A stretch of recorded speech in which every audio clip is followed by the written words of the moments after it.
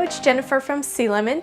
A few years back, I think it was in like 2012, I uploaded a video on how to make a text block for case binding. Many of you have used that tutorial for your case binding projects, and also a lot of you have mentioned that it's kind of hard to follow, the video is sped up, and it's really not that easy to see the stitching. I have since then improved my editing and video quality, so moving forward, I plan to do more case binding projects in the future, and I want to link back to this video to help you understand the stitching portion of case binding. You can still refer back to the past video, but this video will have a more in-depth focus on just the stitching and binding method itself. Kettle stitch binding is most commonly used for case-bound books, and the stitching portion is done before the glue is added to the spine to make the entire text block. There are many variations of kettle stitch binding, and this is sort of my own variation, which I found works well throughout the years that I've been bookbinding. It helps the book stay flexible, so it's easy to open and lay flat. My variation is very similar to Coptic stitch binding, so if you're already familiar with that,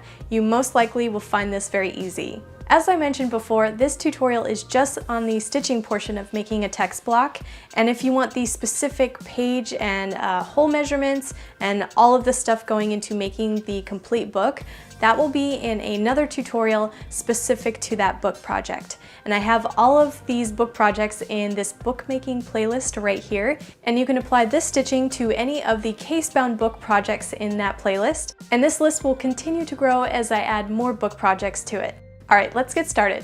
With my pages already folded in half and grouped into signatures with all the binding holes made, I'm going to stitch the signatures together with regular sewing thread. Then I'm going to double thread a regular sewing needle.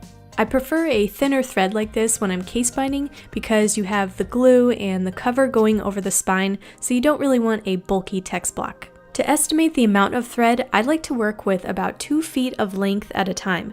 Otherwise, more than that just becomes really tangled and unmanageable. It's okay to run out of thread while you're stitching your book, and I will show you how to tie that off and fix that once we get into the binding. Tie a knot at the end of your thread and start with your first signature on the bottom. Keep the other signatures in the same order so that you can place them on top when you're ready to bind them on. Sew through the first hole on that signature, and out the second.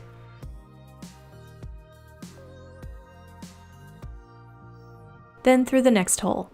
If you notice your thread tangling a lot, don't get too frustrated, just stay patient and go slowly and untangle it. And if you pull slowly, you'll notice that it doesn't tangle as much.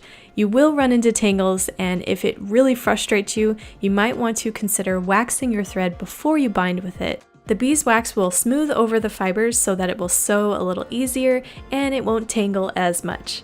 Continue sewing through the remaining holes. You want to pull the thread enough so that there's no slack on your lines of thread, but not too much that it will rip through the holes of your page. The amount of tension is kind of a thing you just learn through practice and experience, and you'll get the hang of it once you start binding a lot more.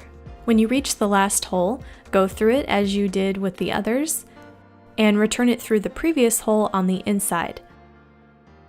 And you're going to weave back through the previous holes until you get to the very first one. This will look just like saddle stitch binding, where there's a line of thread between each binding hole. When you get to the first binding hole with a knot on the end, return the needle back through it and tie a knot on the line of thread next to it. So you're just looping the needle underneath it and then returning it back around to make the knot. Then return the needle back to the outside and pull on the thread until the knot from the inside pulls to the outside. So then you should have both knots on the outside of the signature. Then add another signature on top and stitch through the first hole. And back out the next one just like you did before. But this time you're going to sew the needle behind the thread below it and back up behind the thread next to it. So you're stitching a loop around that binding hole below it. Then return the needle back into that signature. Pull the thread through, and then repeat that same process on the next binding hole, going behind the thread underneath it, behind the thread on the other side, pull the thread through, and back into the signature. Repeat that same process on the rest of the holes on that signature. This can depend on your preference, but some people find it easier to bind with the pages all laid flat on a table. You can also hold all of the signatures up and bind like this if you find that easier. I tend to do a little bit of both. I start on the table and then sometimes hold it up like this. Either way, it's up to you. When you reach the last hole, pull the thread through and go underneath that thread alongside of it, just like you did with the others. But this time you're going to return the needle back into a new signature. And from there you're going to stitch the entire row of binding holes on that third signature. Return the needle back to the outside, and you're always going to go underneath the previous signature stitch. So in this case, it's the second signature stitches. So it's not those lines of thread, it's the stitch right above those. Return the needle back into the inside of the signature, and repeat that on the next one. Sometimes the needle can fit through the stitch just like this, and you don't have to flip through the pages to find its way out. If you have a curved needle, that will make the looping around process a lot easier, but as I'm showing here, you can also make it work with just a regular straight sewing needle. Here's a close-up of that one more time, so going behind the previous signature stitch, pulling the thread through, and returning the needle back into the signature. When you reach the last hole, sew through as you did with the last ones, go behind the previous signature stitch, pull the thread through, and return the needle into a new signature.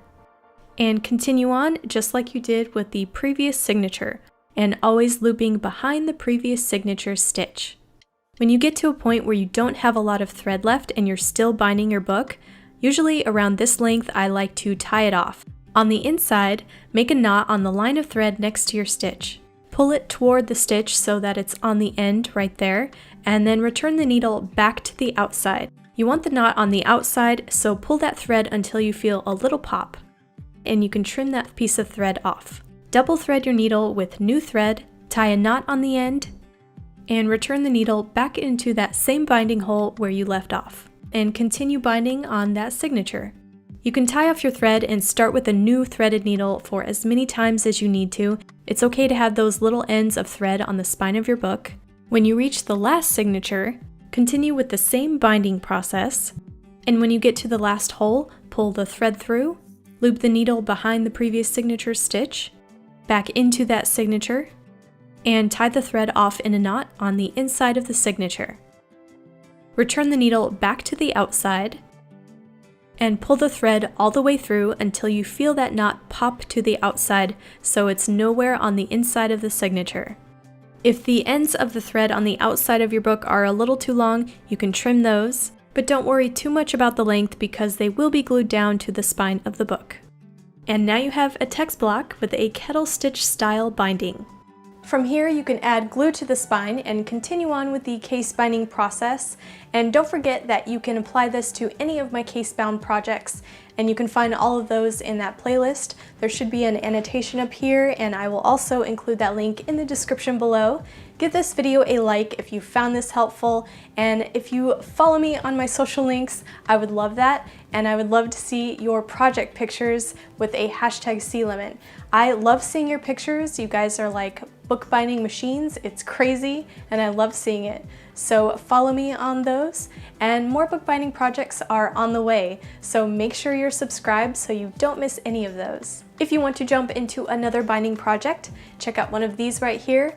Links will be in the description below. Feel free to comment below what bookbinding projects you want to see on this channel, and I will see you guys next time.